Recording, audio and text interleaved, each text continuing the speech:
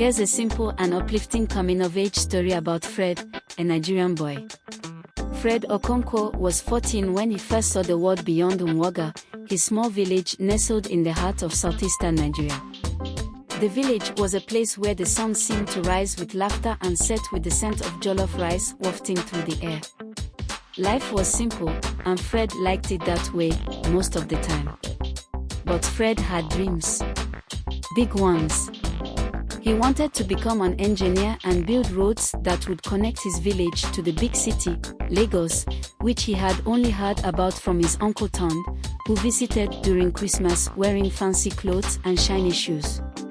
Fred's days were a mix of chores, school, and playing football with his friends on a dusty field they called their stadium. His favorite teacher, Mr. Obina, often told him, "Fred, you have a sharp mind. Use it well, and you'll go far." Fred took those words to heart, even when they felt distant, like the stars in the sky. One rainy season, Fred's world began to change. His father, Papa Fred, a hardworking farmer, announced at dinner one night, "Fred, you'll be going to school in Enugu next time. You need to see more of the world." Fred's heart leaped and sank all at once. He was excited about the opportunity but scared to leave the only place he'd ever known. He tried to picture himself in a city, buzzing cars, endless crowds, and tall buildings, but it all felt like a dream. When the time came, Fred packed his small suitcase with a few clothes, a notebook, and his favorite football.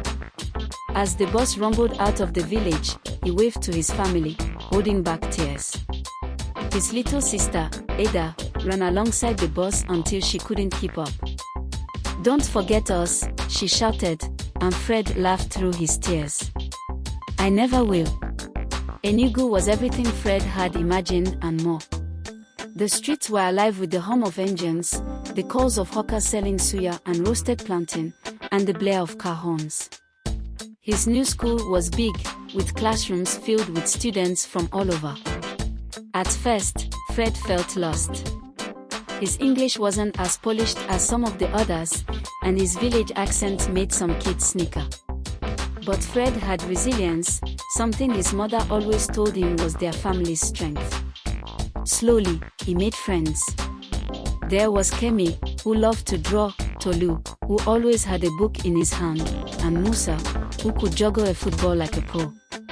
They became his new team, helping him navigate the ups and downs of city life.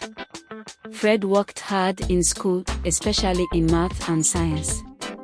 He stayed up late studying under the dim light of a lantern, dreaming of the day he could design something that would make his family proud. His teacher, Mrs. Amaka, noticed his determination and encouraged him to enter a science competition.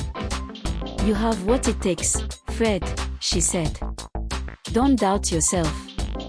The competition was a turning point.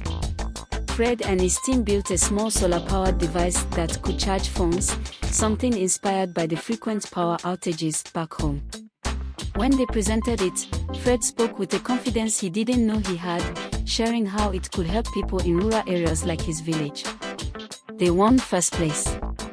Fred's story spread, and one day, he received a letter offering him a scholarship to a prestigious engineering school in Lagos. It felt surreal. As he stood on the stage at the school's end-of-year ceremony, holding the letter, he thought of Umuaga, of Papa Fred, Mama, Ada, and the dusty football field. His journey had just begun, but he knew he carried his village with him wherever he went. Years later, Fred Okonkwo became the engineer he had always dreamed of being. He returned to Umuaga, this time in a shiny car, not to show off, but to build a road that finally connected his village to the world beyond. And as the first car drove down that road, Fred stood at the edge of the village, smiling.